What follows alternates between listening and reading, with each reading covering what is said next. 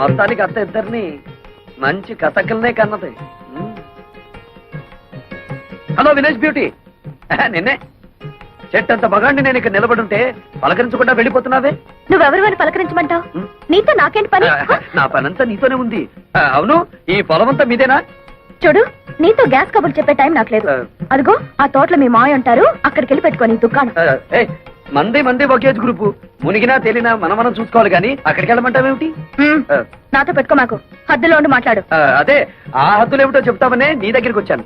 ఏంటి? అదే నా పొలం సరిహద్దులు. అదిగో ఆ కనిపిస్తున్న కొబ్బరి చెట్టు దగ్గర నుంచి ఈ మామిడి చెట్టు వరకు మధ్యలో ఉన్న 100 ఎకరాలు నీది. అటుపక్కది నాది. ఇటుపక్కది నీరుది. ఆ ముందుది మా అమ్మది. అంటే మా అత్తగారిది. అటు ఇటు మరదలది, ఎదురుగా అత్తగారిది. అదృష్టం అంటే నీదేరా వెంకటేశ్వరరావు. చెప్పాను అదృష్టమని. అదిగో వెతుక్కుంటూ వచ్చింది. దాంతో పెట్టుకో, మాకు అసలే మంచిది కాదు. పోనీ నీతో పెట్టుకోరా? దాంతో పెట్టుకో, మూతిపడి రాలు కొడుతుంది. కొడతాను, కొట్టించుకుంటాను, చూస్తావా?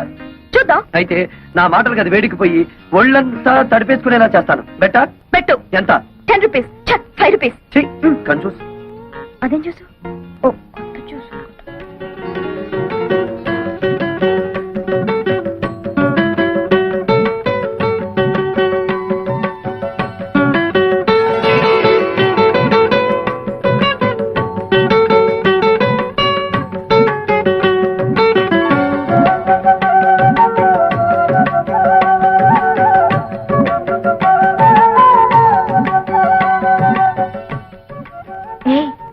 పొగరపోతు పక్కింటి అతను గెలుచుంటాడా, ఓడిపోయి ఉంటాడా?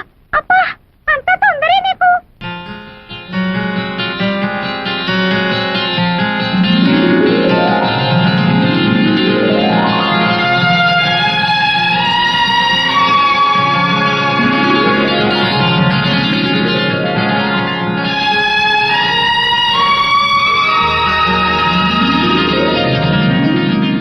ఏంటి అతను ఓడిస్తానని నువ్వు తడిచిపోయొచ్చావు? పంపతీసి అతను గెలిచాడా? నేను ఓడిపోయాను. సిగ్గు లేకపోతే సరే. అసలేం జరిగింది? విప్పలేడేమో అని ఓ పొడుపు కథ వేశాను. ఏమిటిది? మాకున్న 2 మీకు లేవు, అవేమిటో చెప్పుకో అన్నా. అంత నోరు నొక్కనక్కర్లేదు, అతను ఈజీగానే చెప్పాడు. ఏమని చెప్పాడే? మనకున్న అమ్మ నాన్న తనకు లేరు అని.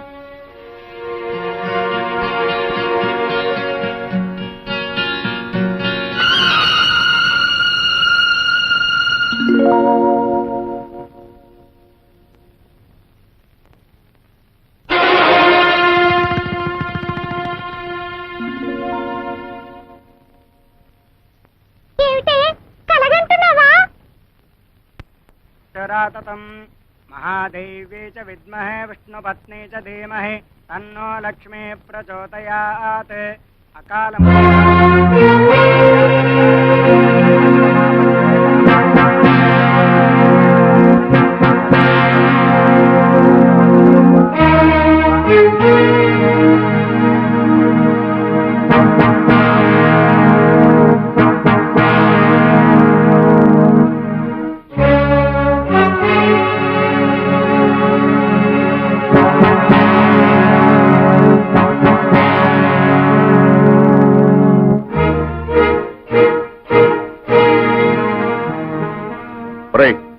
డబ్బు తీసుకుని 4 రోజులు కాలేదు, మళ్ళీ తగలటవరా? నిజమే, రావద్దని అనుకున్నానండి. కానీ ఆ విశాఖపట్నంలో సారా పాటలు వచ్చాయి.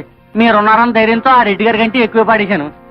రిపోర్ట్ ఉంది కదండి మరి. మా ఇంట్లో వాళ్ళు ఉండగా ఎప్పుడైనా వాళ్ళ కళ్ళ ముందు కనిపించావో నీ ప్రాణం తీస్తాను. ఇది కూడా మళ్ళా ఏదైనా కొంటే తప్ప ఊరికే ఎందుకు వస్తానండి?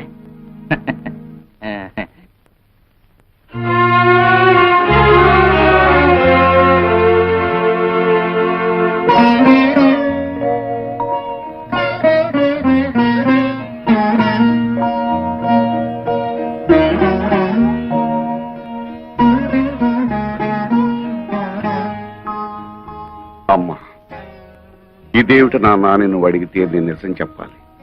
కానీ నేను ఏం చేసినా మీ మేలు కోసమేనా నువ్వు నమ్మితే దయచేసి వివరాలేమి అడక్కమ్మా.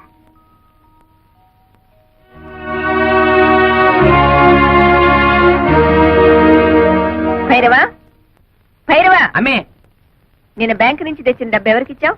మన శోభమ్మకి ఇచ్చాను. శోభా శోభా ఏంటమ్మా? భైరవ్ ఇచ్చిన డబ్బు తీసురామ్మా, నగర కొట్టుకు వెళ్ళాలి. ఏమిటి అలా చూస్తావు? ఏ నీకు కూడా చెప్పకూడని ఖర్చులు ఏమైనా ఉన్నాయా?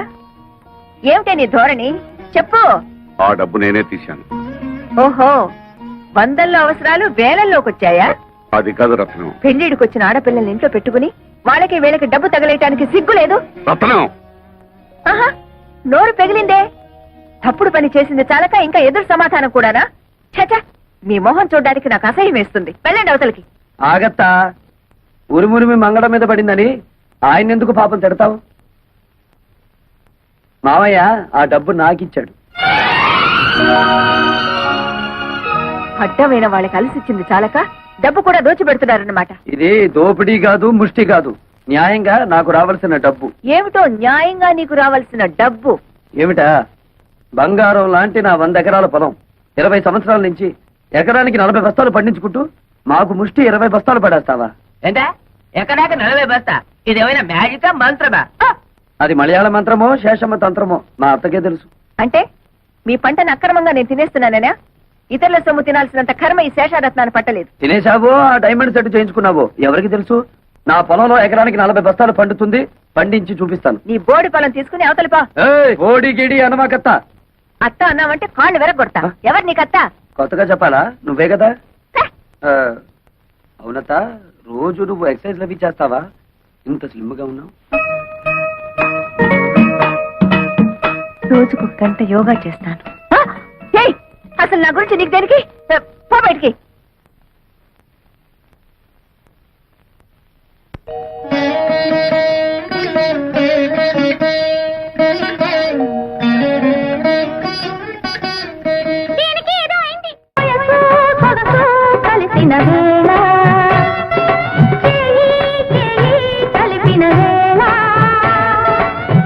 ఒంపులు సొంపులు తెలిసే వేళ పొయ్యారాలు ఒలికే వేళ